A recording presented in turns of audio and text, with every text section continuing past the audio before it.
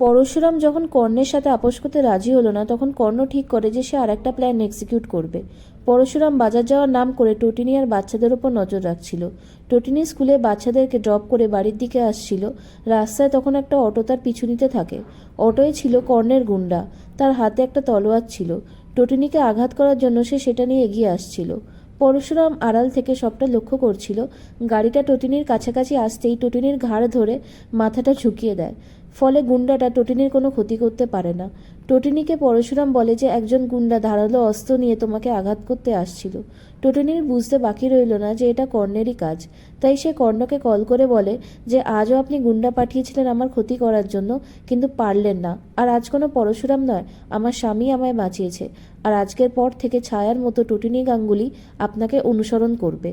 এরপরে পরশুরাম বলরামকে কল করে ঘটনাটা জানায় আর বলে যে গুন্ডাটাকে আমি চিনি। ও আমাদের পাড়ার দেশি মদের দোকানে আড্ডা দেয়। সেখানে বেআইনি মদ বিক্রি হয়। আজ রাতেই সেখানে রেড করতে হবে আর আমরা আমাদের অ্যাকশন দেখাবো।